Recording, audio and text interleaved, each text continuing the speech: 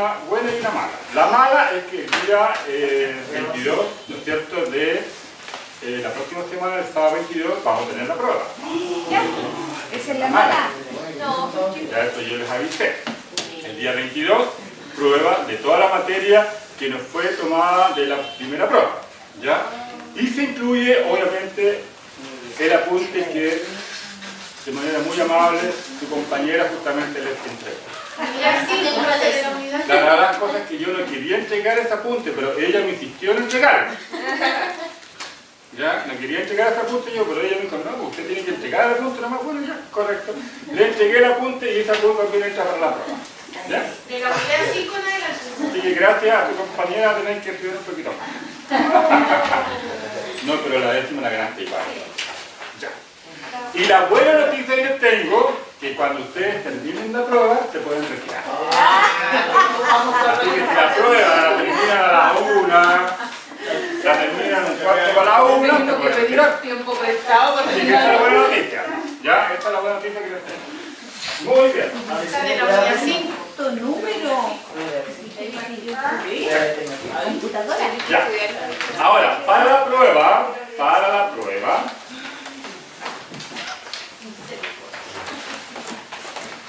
vamos a ver la unidad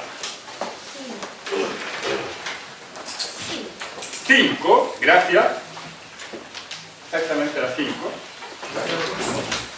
Comienza a germinar la semilla del Evangelio, página número 38. Página 38, unidad número 5. Unidad temática, unidad sistémica, número 5, página número 38. Y de ahí hasta la última página de este apunte. Y además el apunte que ustedes ahora tienen en sus manos. ¿Estamos? Ya. ¿Qué falta firmar?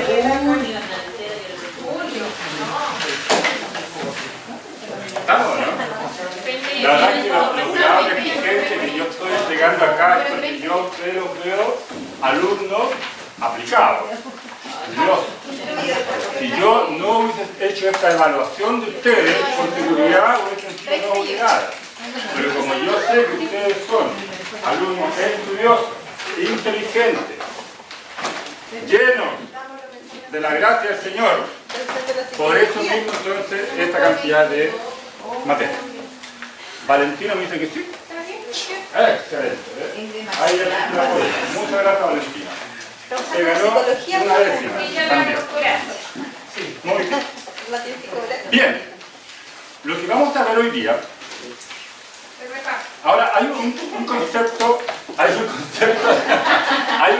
que yo quiero decirles. Es decir, no sé si ustedes se dieron cuenta en la primera prueba, pero más que nombre y fecha, prácticamente esto como que es secundario.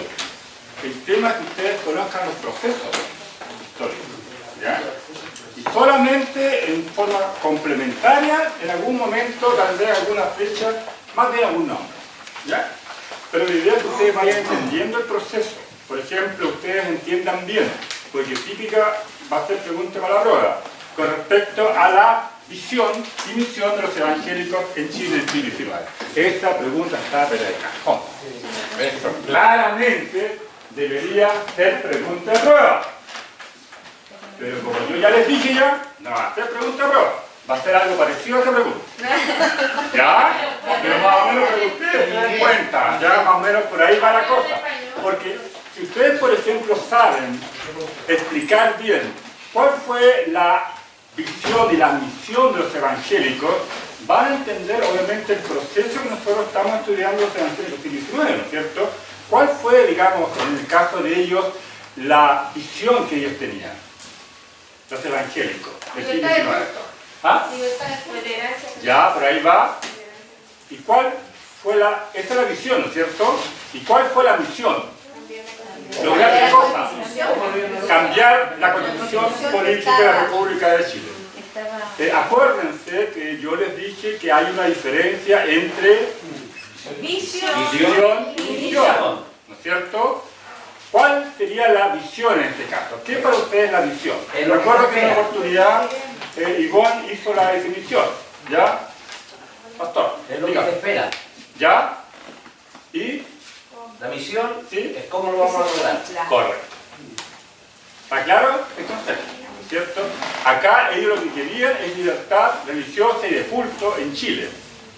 Pero la pregunta que ellos hacían, ¿pero cómo lo vamos a hacer para lograr esa libertad religiosa en Chile? ¿Cómo lo vamos a hacer? Ahí se dan cuenta que había una constitución política de la República de Chile de 1833 que en el acápite número 5 decía la religión oficial en Chile es la católica, apostólica y romana. Entonces, siendo este acápite que estaba ahí, impedía que otras denominaciones cristianas pudieran ejercer libremente, ¿no es cierto?, la religión acá en Chile. Es por eso que, gracias a sectores anticlericales, liberales, y ya lo hemos conversado, y también evangélicos, se logró cambiar la Constitución, pero al siglo siguiente, 1925, ¿no es cierto? Y a partir de esa Constitución de 1925, y ustedes la pueden leer, dice de que la religión oficial en Chile no va a ser la católica, apostólica, romana, sino Chile va a ser, como Estado, laico y secular. Y eso mismo se repitió en la Constitución de 1980 que nos rige actualmente. ¿Ya? Entonces, por eso ustedes tienen que tener súper claro el concepto de visión y misión. ¿Ya? Y, por supuesto, argumentar con algunos aspectos, por ejemplo, las leyes laicas. ¿Se acuerdan ustedes de las leyes laicas? La ley del cementerio, la ley, ¿no es cierto?, del matrimonio y el registro civil. ¿Qué significó? ¿Qué cosa? Quitarle influencia al catolicismo romano, especialmente en el concepto de la familia. Porque ahora la Iglesia Católica Romana ya no iba a tener sus famosos registros parroquiales, donde la gente tenía que inscribir a sus hijos. Ya no iba a tener registros matrimoniales, porque ahora el matrimonio, como corresponde, el que tenía validez hasta el día de hoy es el legal, es el que se hace a través del Estado de Chile, no el religioso. Y tampoco tenía ahora la función de los cementerios, donde solamente el católico romano tenía la posibilidad de ser enterrado en un campo santo, incluso administrado por el Estado. Porque siempre la Iglesia Católica estaba detrás ahí, tratando entonces de impedir que los herejes, entre comillas, llegasen al campo santo. Entonces, esas cosas, estimados alumnos, son las que ustedes tienen que ir relacionando. ¿Ya? Con eso yo ya les tengo el 0,001% de la prueba contestada. Para que vean ustedes los numerosos que soy yo. 0,01% de la prueba contestada con la que yo les dije. ¿Ya? Ya. Continuamos. Tiene problemas con el Astro Rey. Ya. No. Yo igual. Lo otro sería que te corremos con el tema. A ver si no vaya a quedar, pero. O sea, después de la sacar la Iglesia Católica del Estado, pero hubieron varios hechos que Pues. separaron. Porque eso es lo que hay que tenerlo claro. Claro, el correcto. fondo principal era sacar la Iglesia Católica del Estado. Exactamente. Muy bien. Excelente. Ya. Me parece muy bien. Entonces, de la unidad número 5 en adelante, empezamos entonces con la prueba para el próximo sábado. Esta va a ser la última prueba, porque la otra nota es el trabajo que yo les hice, ¿no es cierto?, lo señalé al comienzo del semestre. Y evidentemente hice un trabajo que va a servir para quienes están un poquito endeble con las notas. Claramente el trabajo, yo encuentro difícil que en el trabajo se saque un rojo, como mucho ya. A no ser que no lo entreguen. A no ser que sean menos páginas. ¿Ah? La única forma sería que sean menos páginas de las que dijo. Ah, claro, sí. ¿Por qué? Porque usted, ¿cuánto escribió? Yo como de Ah, mira, Son mira, cinco ¿por qué inmediatamente? 24. Tiene el trabajo, ¿no? 5 planos. Ah, ya. lo bajo a 4. Ah, porque también, recuerden, no, si también yo había dicho que como tenían ustedes otro trabajo que hacer, lo puede entregar hoy día o a más tardar el próximo sábado 22. Lo puede entregar también. ¿Ya? Especialmente las personas que lo pueden hoy día, lo pueden entregar el día sábado 22. Es decir, el próximo sábado, obviamente junto con la prueba. Hay que sumarle esta foto. Claro. Pero para los que entregan el día 22, Una selfie. esta es la única diferencia.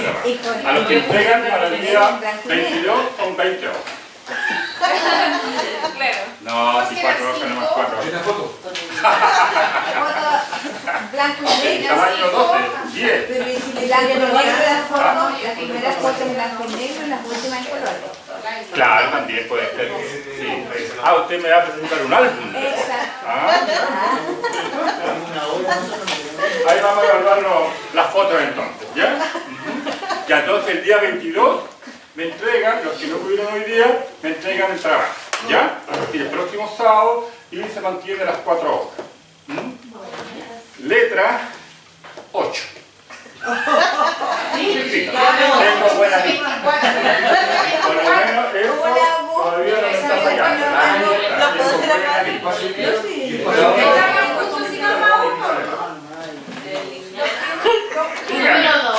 Yo la voy a hacer a mano. ¿Cómo la mido la letra? Bueno, si usted me la va a hacer a mano, por favor, con letra gótica.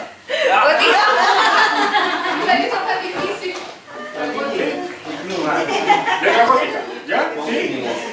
O si no, al computador. Pero usted no tiene computador. No tiene Se murió, computador. se quedó dormido. Mira. Creo que es frío. Pero no habrá ningún compañero. Nací, nací. Mire, Yo se lo ofrecí tiene en compañeros, la es una bendición. pero ella no Son quiere hacerme pura una gente cita. buena. No, ¿Le sí. puede pedir a algún compañero? No, si ya tengo para... Ah, ya, ya. Profesor, Ya. Estoy molestando nomás. aprovecho de decirle que ese computador no es un virus No, y- para que se complementen las 3 clases. Mira, qué curioso, ¿ah? Soy técnico. Habría que investigarlo, ¿ah? Habría que investigar eso, ¿ah? Hay un Vamos camuflaje a por tener ahí. que contratar a un ingeniero en computación que compruebe que efectivamente entró el virus ahí, porque Claro. es sospechoso, ¿ah? Mire, Yo- ¿qué tal? Venimos de paso. Ya, ahora sí. Entonces, hoy día vamos a ver una parte que es muy, muy importante, que tiene que ver con lo que nosotros muchas veces llamamos como el evangelismo integral. ¿Qué significa eso? Nos vamos a ir a la página 62, ¿ya? En donde ya algo habíamos hablado del censo poblacional de 1895, que fue un censo poblacional abreviado, porque se hizo un censo, hubo errores metodológicos, se hizo un segundo censo y a partir de ahí se hizo un promedio, para que ustedes vean que en este país no solamente se cometen errores del censo actuales, sino también, sí, también cometen errores, con la única excepción, que en ese tiempo no había computadores, ¿ya? Hacían todo a mano, ¿ya? Entonces, en ese censo de 1895 se cometió también un error y después hubo que rectificarlo, se volvió a hacer un nuevo censo, ¿ya? Y ahí entonces se hizo como un promedio. Y en ese promedio salía, ¿no es cierto?, la población evangélica protestante en 14.970, 0,55% de la población chilena a fines del siglo XIX decide ser evangélica protestante. Sin embargo, nosotros hacíamos el siguiente alcance, que decir que yo soy evangélico protestante tenía costos muy altos. Entonces, por eso que es muy posible que alguna familia, alguna persona que iba a una iglesia evangélica, en todo caso eran pocas en ese tiempo, pero habían, posiblemente habrá dicho católico romano o no tengo religión, porque se tenía miedo que esa información se podía manejar, ¿ya? Y que de repente llegase a la misma iglesia católica, apostólica romana y ellos iban a tener el listado de todos los canutos, ¿ya? Incluso eso fue un comentario que hizo un pastor, ¿ya? Con respecto al tema de los peligros que había de decir en estas encuestas, en estos censos, si nosotros éramos evangélicos protestantes. ¿Ya?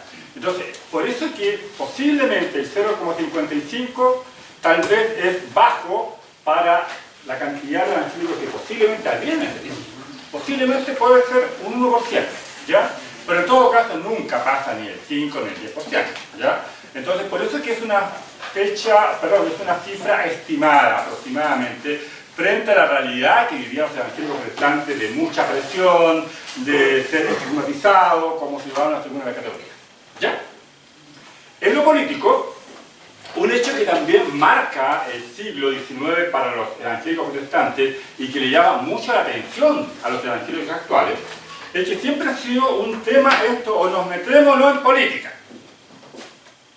En ese tiempo, habían dos diputados que eran evangélicos protestantes y que pertenecían al Partido Liberal y al Partido Radical, que eran los dos partidos que interpretaban, en cierta manera, ¿no es cierto?, las inquietudes de libertad, de conciencia y de culto acá en nuestro país. Tenemos a David Trumbull, sobrino, perdón, tenemos a Ricardo Trumbull, lindo nombre, ¿eh? Qué lindo nombre, Ricardo Trumbull. Bueno, por algo llegó también a la Cámara de Diputados también, ya con ese nombre, Ricardo Trumbull, sobrino de David Trumbull. Hijo. Sobrino. No. A ver. Calmen las pasiones, por favor. Aquí es las pasiones. Los alumnos que estuvieron en la clase pasada. Él no me dice nada. Ya se pasa vergüenza acá. No, lo que pasa es que la corrección que hay que hacer, que ahí decía hijo, pero no, es sobrino. ¿Ya? Así que a los que no vinieron en la clase pasada, sobrino. Es que ella no me creyó. Yo, en lo personal, no me voy a meter en problemas, yo lo voy pasando. Ya. Entonces, Ricardo Trumbull, sobrino de David Trumbull, ¿ya? Él era del Partido Radical. Y hay otro evangélico protestante, Víctor Corner, de la ciudad de Valdivia, del Partido Liberal, ¿ya? Ellos eran los dos evangélicos protestantes que estaban en el Parlamento, ¿ya? Y que de alguna manera representaban el sentir de los evangélicos protestantes. Eso significa que la presencia de los evangélicos protestantes en el Parlamento ya lo tenemos a fines del siglo XIX. ¿Ya? Para algunos puede ser sorprendente porque siempre se ha dicho que los evangélicos nunca han tenido presencia, ¿no es cierto?, en el Parlamento.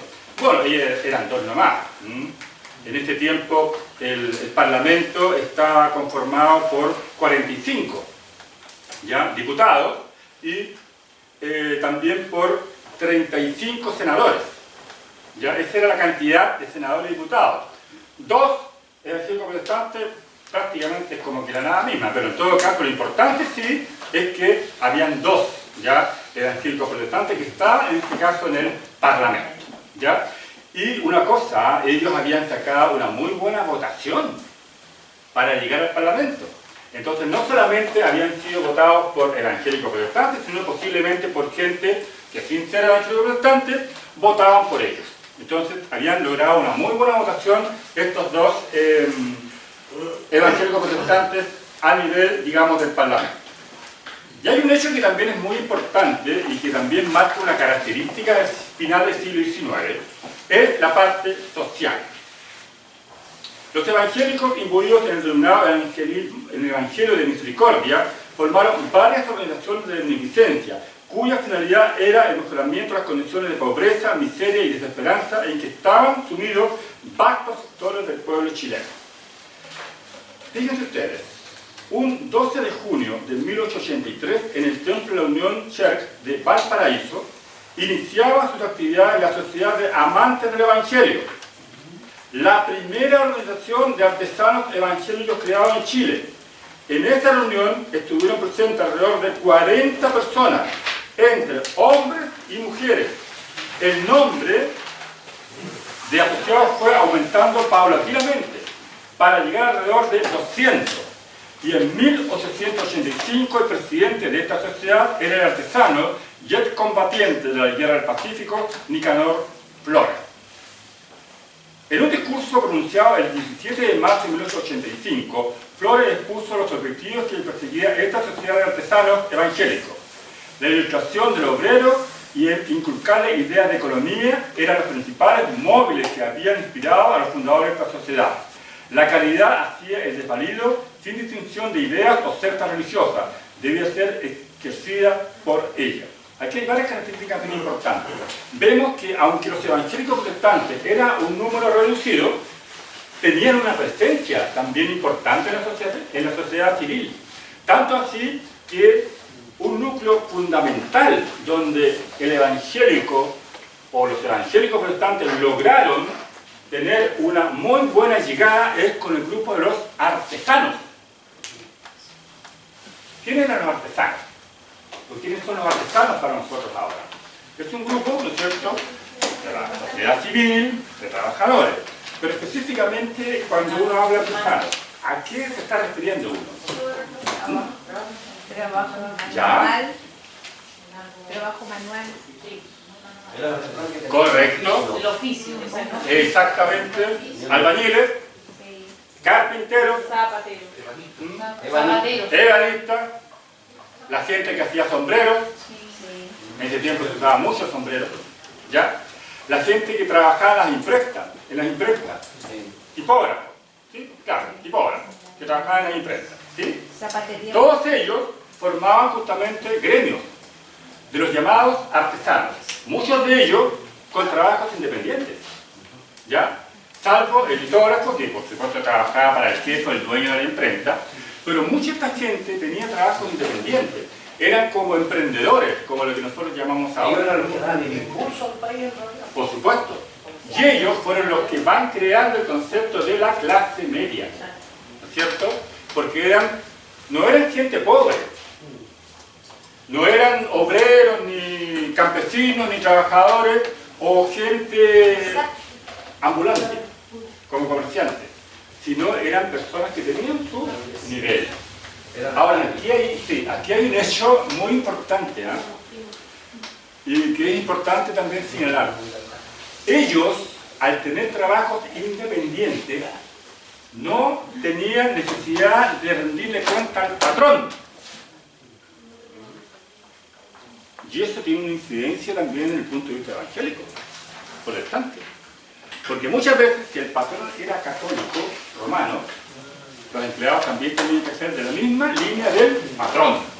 Y si alguno decía, no, yo, que ese patrón soy evangélico protestante, así, fuera. Entonces, por eso se entiende que un sector importante de los primeros miembros de las iglesias evangélicas protestantes en Chile era justamente un grupo de artesanos, porque ellos eran independientes. ¿Me entienden la idea? ¿Sí? Ellos trabajaban de manera independiente y no tenían que rendirle a ningún patrón con respecto al tema de su trabajo. Entonces, muchas veces pasaba que habían algunas personas que sí eran asalariados y tenían un patrón. Y muchas veces no podían ir a la iglesia o tal vez no podían ser parte de la iglesia evangélica protestante porque su patrón era católico romano. ¿Sí? Mientras que en el caso de los artesanos, como tenían trabajos independientes, ellos no tenían que rendirle cuenta a nadie. Por eso que las iglesias evangélicas del siglo XIX, finales y comienzos del siglo XX, tienen mucho sector artesanal, de artesanos. Es decir, fue una clase media que no fue tan de los estratos bajos, sino estratos medios. Por supuesto que después van incorporándose personas, ¿no es cierto?, con otros oficios, tal vez de estrato un poquito más bajo, pero en un comienzo el artesanado fue gran parte el que formó esta iglesia evangélica chilena. ¿Me entienden más o menos la idea? ¿No es cierto? Entonces, por eso es que se le hace un mérito muy especial a este tema. Ahora, cuando yo les hablaba de este señor, Nicanor Flores, cuando uno lee la historia del mutualismo, la sociedad mutualista, ustedes la han escuchado, ¿sí? ¿Qué saben ustedes de las sociedades mutualistas, que actualmente también existen? Tal vez ya no tienen la misma fuerza como antes, pero siguen existiendo, ¿no es cierto?, las sociedades mutualistas. ¿Qué saben ustedes de ellas? De a uno, por favor, no se peleen, de a uno. Era una asociación para poderse colaborar entre sí, tal como la palabra lo dice. Correcto. Mutuamente. Mutuamente. Es decir, cuando había un socio que tenía un problema económico, los demás socios con sus cuotas, ¿no es cierto?, ayudaban a ese socio. ¿Ya? Ahí viene el concepto de mutualismo, mutualidad, que se ayudaban, ¿no es cierto?, mutuamente. ¿Sí?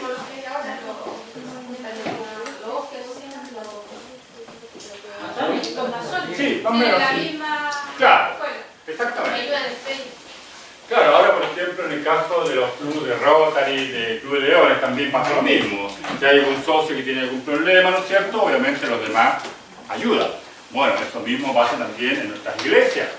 Si hay algún hermano, alguna hermana que tiene algún problema, ¿no es cierto?, económico, algún problema de salud, los otros hermanos solidariamente, ¿no es cierto?, aportan para ayudar a ese hermano, ¿ya? En el caso de los mutualistas pasaba exactamente lo mismo. ¿Y por qué? Porque en esta época no había leyes de seguridad laboral, por ejemplo. No había seguros de vida. Ya prácticamente no existían las pensiones. Aunque ahora con las pensiones que hay, como lo mismo no, pero, no habrá cosa. Pero existían las pensiones como ley. ¿Ya? Entonces, en ese sentido, los mismos trabajadores tenían que agruparse y ayudarse mutuamente. Y uno de los líderes del siglo XIX fue justamente Nicanor Flores, que no solamente fue un evangélico protestante, sino que también fue un dirigente a nivel secular de esta sociedad mutualista. Cuando uno lee, por ejemplo, la historia del mutualismo en Chile, se va a encontrar por lo menos con 4 miembros de iglesias evangélicas que fueron también líderes del mutualismo a nivel nacional. ¿Ya? Y uno de ellos fue justamente Nicanor Flores, que además fue un excombatiente de la Guerra del Pacífico. ¿Ya? Muchos artesanos se enrolaron en la Guerra del Pacífico. Ustedes saben que tuvimos un conflicto armado con nuestros hermanos peruanos y bolivianos. ¿Ya? La Guerra del Pacífico. Y en esa guerra hubo también evangélicos que se enrolaron en el ejército chileno. Uno de ellos fue él y otros más. ¿Ya? Y algunos pastores y misioneros también quisieron hacer lo mismo. Pero ellos querían hacer como un trabajo de capellanía. Sin embargo, la ley en esa época decía que solamente capellanes podían ser católicos romanos. ¿Ya? A diferencia de ahora, que sí tenemos capellanes, pocos sí, pero sí tenemos capellanes evangélicos protestantes, ¿no es cierto?, en las Fuerzas Armadas. Con la diferencia que todos los capellanes católicos romanos reciben sueldo y grados, ¿ya? Mientras que los capellanes evangélicos protestantes no todos reciben sueldo. Hay algunos que lo hacen de manera voluntaria. Entonces ahí vemos que todavía sigue existiendo bastante diferencia en cuanto a ser católico romano o ser evangélico protestante. ¿Ya? Continúo. Los evangélicos formaron las denominadas sociedades de temperancia, destinadas a combatir el flagelo del alcoholismo. Entre las primeras tenemos la Sociedad de Temperancia Esmeralda y Arturo Prat. Cabe mencionar la participación de Ambrosio Larriceda, miembro de la Iglesia Evangélica de Santiago, quien efectuó una prodigiosa labor en la sociedad secular. Fue uno de los precursores del Partido Demócrata y figura sobresaliente del mutualismo nacional. Los trabajadores, los obreros, empezaron paulatinamente a tener conciencia de clase, como se dice. Es decir, ellos se dieron cuenta que no solamente la gente pudiente podía organizarse en partidos políticos y reclamar derechos, sino que también los trabajadores. Entonces, los artesanos, junto con otras instancias de obreros, crearon este partido, el Partido Demócrata. Y uno de los líderes fue justamente este evangélico protestante. Esto significa que el mundo evangélico protestante no solamente estaba encerrado en los templos, sino que también tenía su presencia en el mundo secular. Tal vez no en forma masiva, pero sí una presencia bien específica y bien importante. Ya tenemos a evangélicos protestantes, dirigentes artesanales, Es como tener, por ejemplo, ahora como presidente la CUT, por dar un nombre, ¿ya? Entonces ellos, evidentemente que se vinculaban a los problemas también reales que pasaban en la sociedad chilena de la época. Porque recordemos que había mucho analfabetismo, había mucho problema también de violencia intrafamiliar, había mucho problema de alcoholismo. Chile, la verdad las cosas es que era un país de contraste, porque por un lado tenemos una sociedad opulenta, una sociedad de gente que tenía mucha plata, gracias justamente al salitre, chilenos que por ejemplo no conocían el otoño e invierno, porque tenían su mansión, ¿no es cierto?, en Chile, desde septiembre hasta marzo. Cuando llegaba el otoño e invierno, muchas de estas familias pudientes, ¿no es cierto?, se iban a Europa, porque ellos también tenían mansiones, propiedades. Así que ellos no conocían el otoño e invierno. Y cuando en Europa apareció el otoño e invierno, se venían acá a Chile. Muchas mansiones, que todavía lo vemos por ahí por la avenida Brasil y sectores del centro cívico de Santiago, nos dan a entender la cantidad de dinero, grandes cantidades y fortunas que muchos chilenos hicieron gracias, obviamente, a la actividad agrícola y especialmente al salitre, ¿ya? Pero lamentablemente, como siempre pasa, pocos eran los beneficiados. Y un sector importante de la población se veía totalmente absorta o distante de esos beneficios económicos que tenía el país, gracias a ¿qué? Al impuesto también de salitre. En ese tiempo, Chile, fin del siglo XIX, comienzo del siglo XX, los chilenos no pagaban impuestos. Los chilenos no conocían el impuesto. ¿Por qué? Porque el Estado tenía tanta plata que para qué iba a estarle cobrando impuestos a sus ciudadanos. Era tal la cantidad de plata que generaba el salitre que Chile se convirtió en uno de los países más poderosos finales del siglo XIX en Sudamérica. Estábamos a la misma altura de Brasil y Argentina. Y de ahí nace el famoso concepto del ABC. ¿Han escuchado ustedes? Argentina, Brasil, Chile. ABC. Los tres países más importantes de Sudamérica a fines del siglo XIX eran esos países. Argentina, Brasil y Chile. Brasil.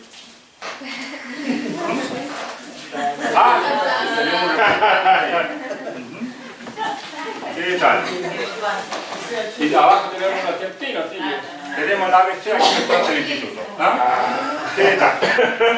Tenemos la ABC. Entonces, Chile gozaba de una prosperidad tremenda, pero lamentablemente muchas carencias quedaban en un sector nomás de la población. Entonces, la parte del salitre, por ejemplo, le dio mucha bonanza a Chile. Pero ustedes yo creo que eso lo han visto en películas, lo han leído también, que las condiciones de trabajo del salitrero, de quien extraía el salitre, eran paupérrimas. Prácticamente el sueldo en dinero no se conocía. Ustedes saben que a la gente se le pagaba con ficha. Y esa ficha tenían que irla a canjear a una pulpería o un almacén. Donde el dueño era el mismo. Exactamente. Y el dueño era el mismo del yacimiento de salitre. Así que al final esa plata volvió otra vez, esa ficha volvió otra vez al dueño. ¿Ya? Entonces, ese tipo de realidades. Ahora, una persona, una vez un economista comparaba, pero si lo que pasa es que ahora no estamos tan lejos. Porque claro, ahora no hay ficha, pero están las tarjetas de crédito. ¿O no? ¿Ah? Exactamente, es lo mismo, ¿no? La tarjeta de crédito, claro, no nos pasan ficha, pero la tarjeta de crédito es la misma cosa, ¿no? ¿Ya? Aquí cambia nomás el sentido, ¿ya? Con un comentario nomás, económico, ¿ya? Entonces tenemos a estos evangélicos protestantes vinculados también a la cosa pública, a la actividad, a la situación que vivió el país. Lo que yo les quiero decir que estos evangélicos protestantes de ese tiempo no estaban solamente encerrados en sus templos, sino que también hacían trabajo hacia la comunidad, ¿ya? Pero una cosa, siempre teniendo a Cristo como su objetivo en cuanto a difundir la predicación del Evangelio. Eso sí que ellos lo tenían bastante presente. ¿Y por qué? Porque tenían muy buenos maestros, muy buenos pastores, misioneros, que permanentemente le transmitían un mensaje cristocéntrico. si tú te vas a meter en el tema de la sociedad civil y a sus problemas que tiene, primero eres cristiano, ¿ya? Y no te empieces a transar, tal vez porque si entras a algún partido político o algún sindicato, ¿ya? Y en el caso del fundador o de uno de los fundadores del Partido Demócrata, él siempre fue una persona cristiana, ¿ya? Y así lo dio a entender. En un discurso que él hace, cuando él es presidente del Partido Demócrata, cuando uno analiza ese discurso, incluso le incluye algunos pasajes bíblicos. ¿Se dan cuenta ustedes? En ese tiempo, tiene el siglo XIX, un evangélico protestante en un partido político, hablando, ¿no es cierto?, de la inauguración o del Partido Demócrata y hablando también de la Biblia, es una cosa que por lo menos sorprende bastante, ¿ya? Estamos hablando del siglo XIX. Entonces, en ese sentido, los evangélicos tuvieron obviamente una presencia importante, ¿sí? ¿Puedo hacer un comentario? Dígame nomás. Yo creo que esos cristianos, y si eran chilenos, eran bastante interesantes lo que ellos hacían, y eran bastante fortalecidos en la parte espiritual. Sí, sí. Pero ¿quiénes les enseñaron a ellos? ¿Quiénes? ¿Quiénes? Fueron personas que vinieron del extranjero. Eso con mismo otra justamente estaba mentalidad. hablando yo. Con otra mentalidad Primero. que los hizo ser fuertes a ellos. Exactamente. Porque hoy día, los pastores que tenemos hoy día no hablan de eso. Ya.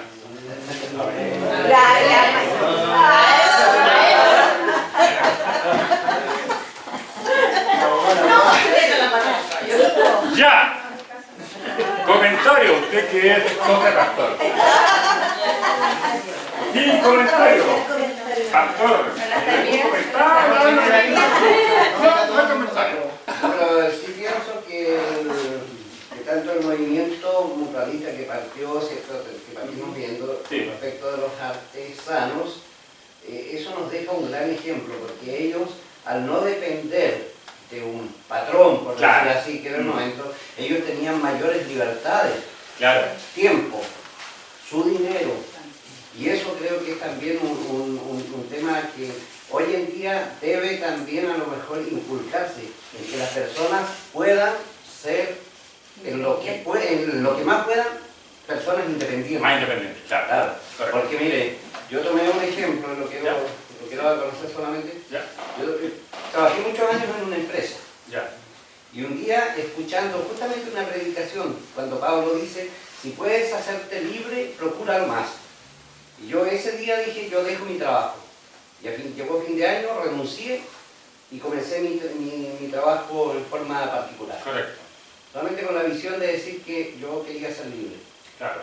Posteriormente cortamos todas las tarjetas de crédito que nos tenían por allá muy sobre la cabeza, endeudados, cortamos todo. Y hoy en día, si hay dinero, compramos. Si no hay, no compramos. Correcto. Entonces creo que nos permite vivir en libertad, primero en la parte económica, ¿cierto? Ahí, para poder también proyectarnos en otras cosas. Vamos con la ayuda del Señor donde queremos, Claro. cuando queremos, y si es que hay, vamos. Creo que era también el sentido de visión que ellos tenían, Claro. de poder ser libres, digamos, respecto de... Exactamente. Libre espiritualmente. ¿Sí? Así que ya saben ya, pues, los que tienen tarjeta de crédito, vamos deshaciéndola y rompiéndola.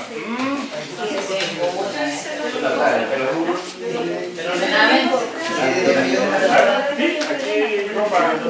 Yo hice lo mismo hace 3 años, vivía en Santiago, tenía todas las tarjetas de Ya. acceso, endeudada y todo, me vine a vivir a Río Bueno, corté con todo eso, y increíble el descanso, la paz, y yo también compro las cosas así. Correcto. No tengo, y se puede vivir. Sí. Claro, porque ahí tenemos un concepto del exceso de consumismo que tenemos, ¿ya? Y hay un hecho, sí, hay un hecho muy importante también, porque estos pastores le predicaban a sus feligreses el mensaje cristocéntrico, ¿ya? Y también le predicaban que nosotros tenemos que tener una buena mayordomía. Ese mensaje sí yo creo que falta que los pastores también hablen un poquito más. Aparte, obviamente, de todo el tema de los ingresos económicos que puede recibir una congregación, también es importante hablar de la mayordomía. Y la mayordomía tiene que ver con nuestro tiempo también. ¿Cómo usamos nuestro tiempo para Dios? ¿Cómo usamos nuestras finanzas? Yo les digo, como una vez me dijo un pastor, la verdad es que dentro del mundo evangélico, si nosotros no estuviésemos en esta vorágine de consumismo, los evangélicos protestantes no deberían tener problemas económicos, aunque ganen un sueldo de 180 o 200 mil pesos. No deberían tener problemas. ¿Por qué? Porque Dios nos da la inteligencia para hacer mayordomía de nuestro dinero. Entonces, creo que estos dos ejemplos que hemos escuchado, claro que se puede. Pero ahí uno tiene que estar también bajo la voluntad de Dios. Y Dios efectivamente me da a proveer lo que justamente me falta. Yo les digo que yo nunca he escuchado que un cristiano acá en Chile se haya muerto de hambre. Que haya muerto en la calle un cristiano evangélico muerto de hambre. Porque murió de hambre. Ninguno. ¿Ya? Entonces aquí está obviamente también la potestad de Dios de estar con sus hijos. Lo mismo pasó en el siglo XIX. ¿Ya? Recordemos que en ese tiempo ser evangélico protestante en el siglo XIX era tremendamente complejo. Ahora no lo es tanto. Uno encuentra evangélicos protestantes en muchas partes, en muchos ámbitos. ¿Ya? Algunos lo dicen, otros todavía están medio calladitos. Y después de mucho tiempo uno llega a saber, es canutito igual como yo. ¿Ya? Están calladitos ahí. Pero otros lo dicen públicamente. Y en ese tiempo era tremendamente complicado. Entonces ellos dieron fe, ¿no es cierto?, de que Cristo estaba en su corazón, estaba en su mente y dieron buen testimonio. Entonces eso es lo que queda en este caso de lo que estamos hablando. Estábamos hablando también del tema del alcoholismo. Yo les decía que este país vivía un flagelo social muy grande. Más del 70-80% de la clase trabajadora estaba consumiendo el alcohol. ¿Por qué? Porque también las clases altas instaban al pueblo a tomar. ¿Por qué? A ver. No le echemos la culpa solamente al factor, pero es muy determinante. Muy determinante. ¿Por qué las clases pudientes de esa época querían que el pueblo tome? Aunque se emborracharan y hagan escándalo. ¿Por qué querían eso ellos? Mantenían a los niños también como vasallos. Correcto. Con eso obviamente perdían cualquier independencia, cualquier grado de personalidad. Un tipo que está vinculado al alcohol pierde totalmente la noción de las cosas, ¿no es cierto? Pasa a ser, claro, un vasallo dependiente, incluso del alcohol. ¿Ya? Hay mucha gente que es trabajadora de campo, campesina, que se cree con el poder de darle una chichita nomás y no pasarle plata. Claro. Y ellos, como están acostumbrados, lo aceptan y Sí. trabajan por eso. Correcto. Esto mismo. Todavía esa costumbre no Sí. se ha arraigado totalmente, sobre todo en sectores de campo. Bueno, eso antes era una costumbre muy propia del campo chileno, que el patrón no pagaba con dinero, sino con vino. Sí. Sí, se daba. Claro. Entonces, obviamente que así los tenían juzgados. Y con eso también compraban las voluntades. Voluntad también. Correcto. ¿Ya? Entonces, frente a eso tenemos, ¿no es cierto?, que tanto es así que había un discurso doble de nuestros amigos católicos romanos. Que por un lado la Iglesia Católica Romana hablaba, ¿no es cierto?, que el hombre no tiene que contaminarse con alcohol, porque eso le va a producir situaciones donde incluso puede cometer muchos pecados. Pero curiosamente, nuestra querida Iglesia Católica Apostólica Romana tenía propiedades, viñas, tremendas extensiones, hasta el día de hoy. Viña Santa Carolina. No quiero aquí entrar en un tema etílico ni nada por el estilo, que no entusiasmemos con el tema, pero en todo caso, Viña Santa Carolina. Ustedes saben de que hay un vino que se llama así, ¿no?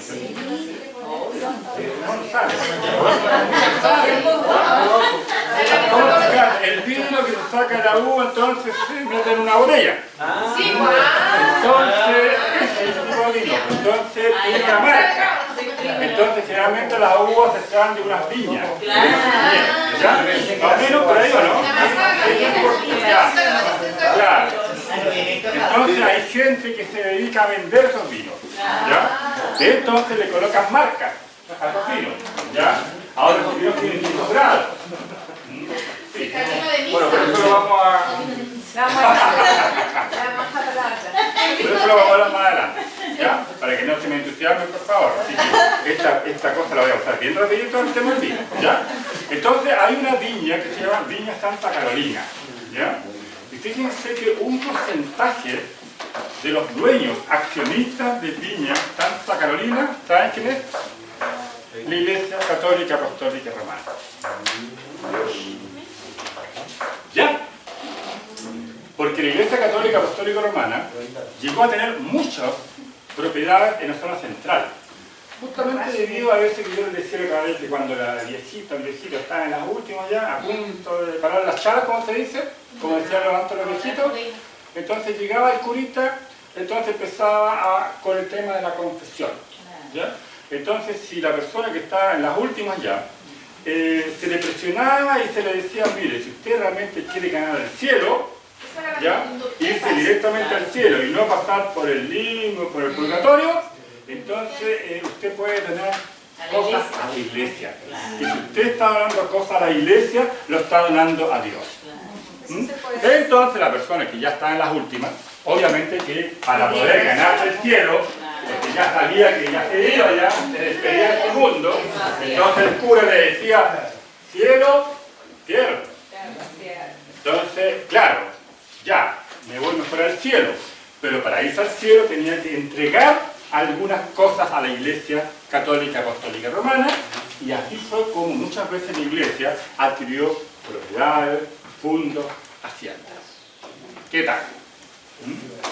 Entonces, la Iglesia Católica Apostólica Romana logró muchas extensiones de tierra, muchas, y obviamente que le hacían producir, por supuesto, que había que sacarle plata de esto, y llegó a tener muchas viñas. A finales del siglo XIX, comienzo del siglo XX, la Iglesia Católica era una de las principales dueñas de viñas de Chile. ¿Ya? Pero por otro lado, en los púlpitos, el mensaje era tenerse a tomar, porque el beber puede llegar al pecado. Entonces, ¿cómo estamos? Una tremenda contradicción. Por un lado, viña, vendiendo, y por otro lado, predicando en contra del alcoholismo. ¿Ya? Ese doble discurso, ese doble estándar, es muy propio de la idiosincrasia chilena. Aquí va más allá del catolicismo romano, porque también nosotros, como evangélicos protestantes, también algunas veces tenemos doble discurso. Así que no le echemos toda la culpa a nuestros amigos católicos romanos. También nosotros, evangélicos protestantes, muchas veces estamos en una situación igual o peor. ¿Ya? Entonces, si ustedes se dan cuenta, en el último párrafo dice: algunos se denominaron el hogar evangélico de mutualidad, sociedad de socorros evangélico de señora, sociedad de esfuerzo cristiano, sociedad de instrucción y protección evangélica de socorros mutuos de Valparaíso. Fueron algunas de las sociedades mutualistas que fueron creadas por estas iglesias evangélicas protestantes. Y en ellas no solamente habían evangélicos protestantes, sino que también dejaban que personas seculares pudieran ser parte de ellas. Y aquí nuevamente hay otra característica importante. Aquí no había proselitismo. Es decir, la persona llegaba, recibía, ¿no es cierto?, una serie de ayudas, pero no se le obligaba el día domingo a estar en una iglesia evangélica protestante. Se le hablaba del evangelio, sí señor, se le hablaba, pero él voluntariamente aceptaba o no el evangelio, o también ir a una iglesia evangélica protestante. Por eso les digo, acá no hubo proselitismo. Siempre hubo un concepto de que la persona iba a recibir libremente el evangelio, sin obligaciones ni presiones. ¿Ya? ¿Qué es lo que obviamente es el mensaje de Jesús? Jesús a nadie lo obligó. ¿O no? Obligó. Siempre Él se dedicaba a todo, y quien quería, lo hacía. ¿Ya? Entonces, por eso es que estos primeros evangélicos protestantes del siglo XIX, no tampoco, y ojalá que eso no lo tengan así tan generalizado, pero no es que uno quiera idealizar a esta gente, a estos hermanos del siglo XIX, pero tenían también características muy positivas, ¿ya? Que era justamente, tenían sus errores, tenían sus pugnas, tenían también sus problemitas, ¿ya? Si no todo era así algo maravilloso, pero sí ellos eran personas que buscaban seguir la voluntad de Dios, ¿ya? Y ahí ellos practicaban lo que se llama el evangelismo integral, es decir, ayudaban espiritualmente a la persona para encontrar el camino de la salvación, de la vida eterna, pero también había una ayuda material, es decir, el concepto de evangelismo integral. Doña Ivonne Rivero pide la palabra. Sí, yo preguntaba, que no, como no había ido, si habló del ejército de salvación, que dijo que después le iba a hablar, que tiene que ver con esto igual. Sí. Lo van a hablar más adelante. Sí, lo vamos a conectar al tiro. Ahora viene.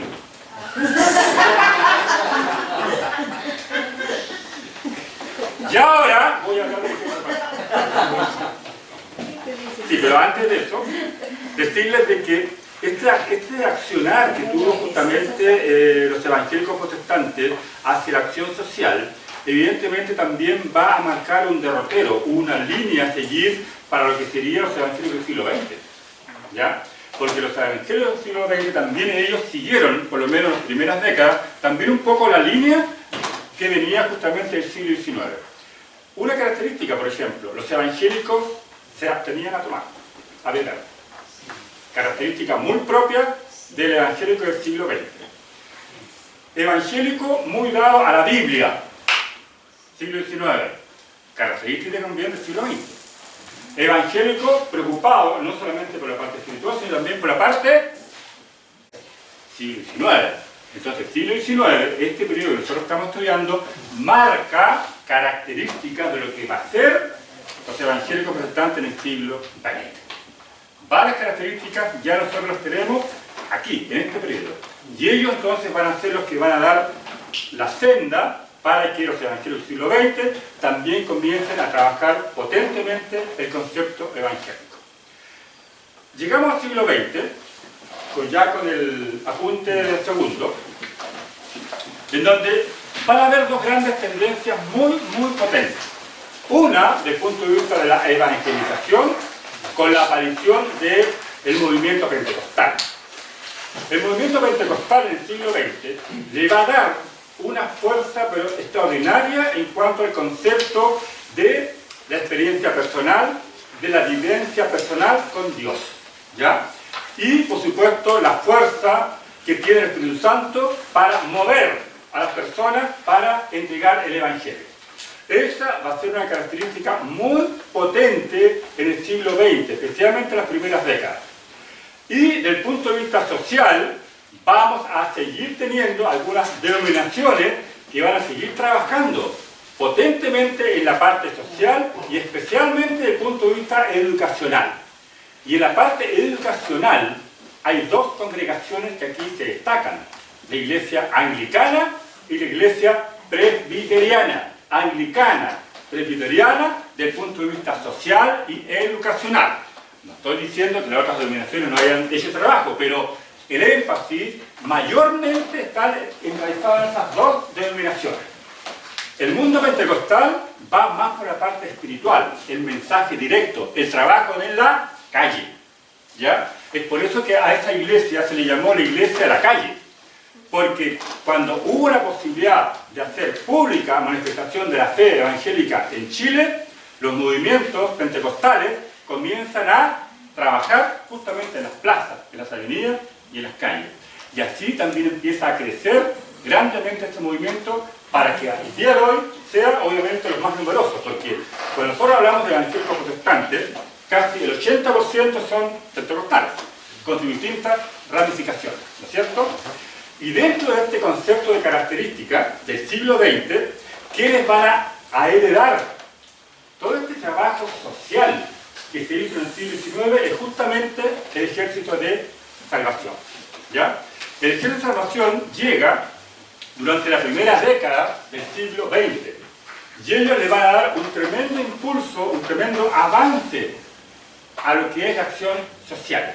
Entonces, tenemos un mundo pentecostal vinculado a la evangelización, tenemos un mundo vinculado a la transformación, la parte social, y en la parte de la educación potente, presbiterianos y anglicanos. También se suman aliancistas y bautistas, ¿ya? En menor medida, pero igual ellos también hacen su acción y su trabajo. En este apunte cronológico que ustedes ven ahí, son las principales características que van a marcar los primeros 25 años del siglo XX. La idea es que ustedes lo lean, pero sí hay un punto importante ahí que va a marcar estas primeras décadas. La separación de la Iglesia y el Estado de 1925.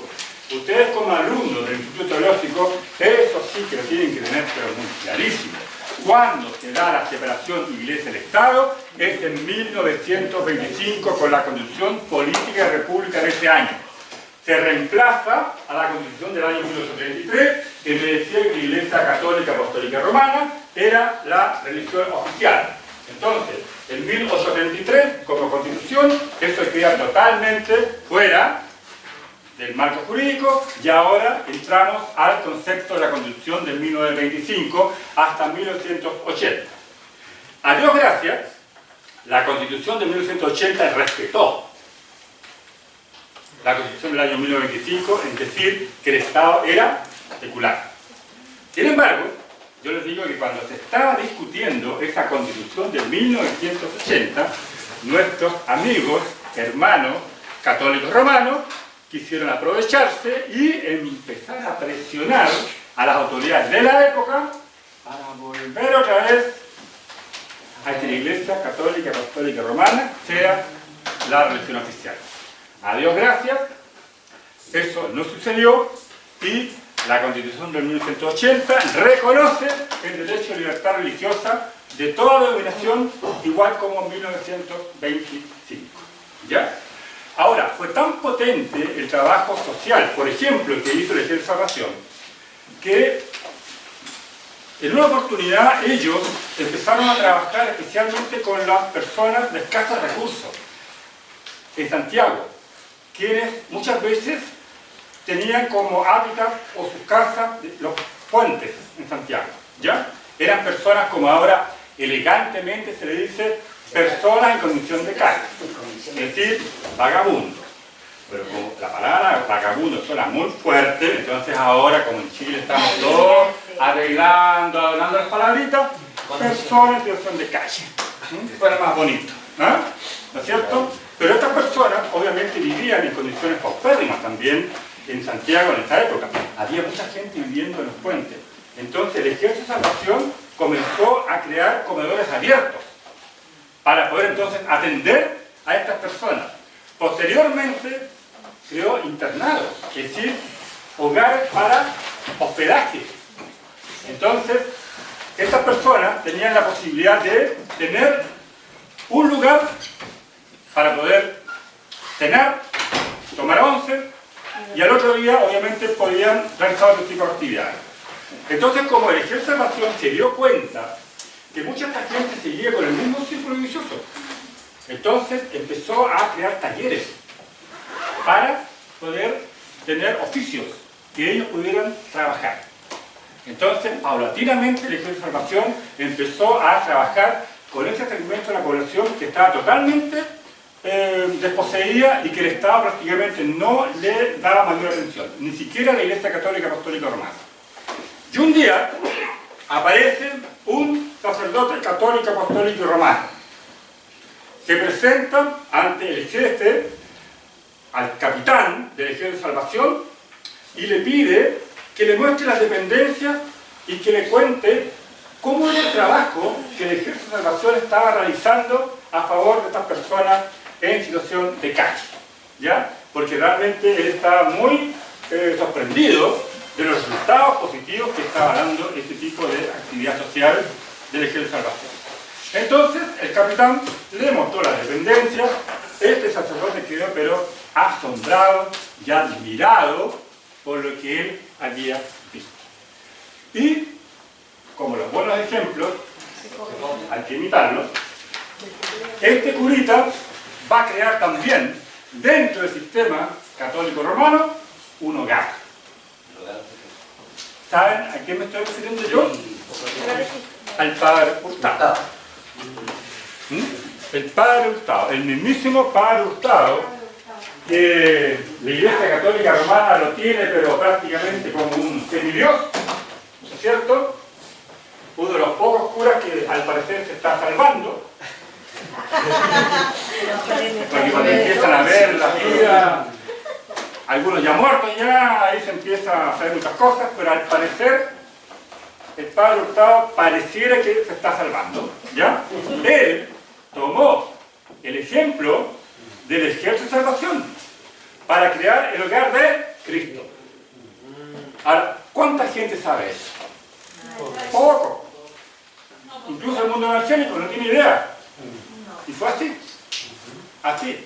Que el padre Hurtado copió, en el buen sentido de la palabra, el ejemplo del ejército de salvación. Ahora, para la historia de Chile, claro, aparece el hogar de Cristo, el cura para todos lados, pero nadie dice, bueno, pero ¿de dónde salió la idea de una obra evangélica protestante? ¿Ya? Entonces, aquí vemos cómo el ejemplo de estas iglesias ha sido tan importante que incluso ha llegado a otras esferas, no católicas romanas, ¿ya? Y eso obviamente es lo importante y eso es lo que hay que considerar. Ahora, en este apunte, de cierta manera cronológico, ustedes van viendo ahí algunos aspectos más bien centrales y yo más o menos les voy a decir por dónde tal vez podría ir alguna pregunta, solamente en términos generales. Ustedes leen nomás el apunte, pero solamente ustedes lo leen de una manera de que no voy a entrar a especificar. ¿Qué pasó en 1912? Pregunta, ¿qué pasó en 1917? No, solamente tendencia, ¿cierto? ¿Y cuál es la tendencia que se marca acá, estimados alumnos y alumnas? Es que la obra evangélica de Chile comienza a consolidarse paulatinamente, ¿ya? Por ejemplo, en 1910 tenemos otro hecho destacado, porque aquí tenemos también un mártir de la causa evangélica en Chile. ¿Quién sabía eso? Que en Chile también tenemos mártires de la causa evangélica. 1910 fallece el teniente del ejército de salvación, Alfred Danielson, al ayudar a personas contagiadas por el tifus en Santiago. Una noticia que causó conmoción en Santiago, ¿ya? Un joven de no más allá de 20 años del ejército de salvación estuvo junto con las personas que estaban contagiadas con tifus. Lamentablemente, él también fue contagiado y murió. Y él era de las personas que iban a las poblaciones callampas, como se dice, abajo de los puentes, a ayudar a estas personas que estaban en esa situación. Y él se convirtió en el primer mártir del siglo XX del mundo evangélico protestante. Así que también nosotros tenemos mártires. También tenemos gente que, gracias a su compromiso con Dios, también ha dado su vida. ¿Ya? Lo que viene también como un punto importante es, y ustedes se dan cuenta, porque son personas muy inteligentes, es que muchas organizaciones, corporaciones e iglesias obtienen personalidad jurídica. ¿Ustedes lo pueden leer ahí? ¿Qué tienen que ir? Ya. Así ya vamos terminando. Ya. Estamos bien. Buen viaje. Personalidad jurídica. ¿Ya? Pero esta personalidad jurídica era una personalidad jurídica privada, no pública. Cuidado, porque la única que tenía personalidad jurídica pública era la Iglesia Católica, esta era privada. Entonces tenía sus limitaciones. Actualmente, y esto fue uno de los grandes triunfos que tuvo el pueblo evangélico en los últimos 30 años, es que las iglesias y corporaciones tienen personalidad jurídica pública, no privada. Pero en ese tiempo, recuerden, 1912, 13, 16, 17, Todavía no se dictaba la constitución política de 1925. Todavía no teníamos ese concepto de libertad religiosa y separación de iglesia y Estado. Estamos hablando del comienzo del siglo XX.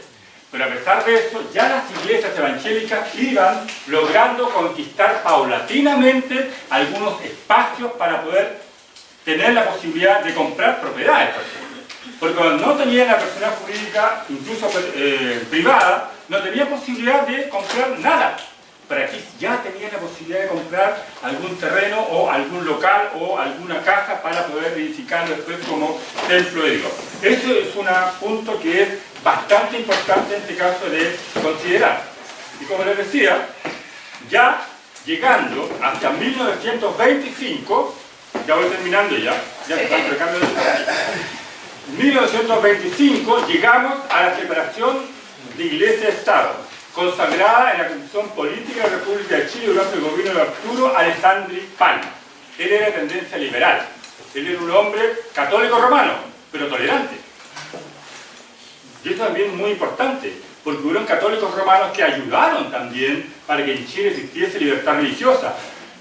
Aunque eran católicos romanos, eran tolerantes, eran personas no fanáticas, que veían y que, de una u otra manera, se daban cuenta que las iglesias evangélicas protestantes sí también podían hacer muy buenos aportes. Arturo Alessandri Palma, por ejemplo, ayudó mucho al Ejército de Salvación para establecerse aquí en Chile, ¿ya? Para que el Ejército de Salvación pudiera tener, digamos, propiedades para poder atender todas las necesidades sociales que tenía. Uno de sus grandes benefactores, indirectos, porque nunca se dijo públicamente, fue justamente Arturo Alessandri Palma. Incluso en un discurso que él dio en una reunión que tuvo con su partido político, el Partido Liberal Democrático, él decía que tenemos que reconocer el trabajo que hacen los evangélicos protestantes, y en especial, decía, el Ejército de Salvación. He dicho. Nos vemos el próximo sábado.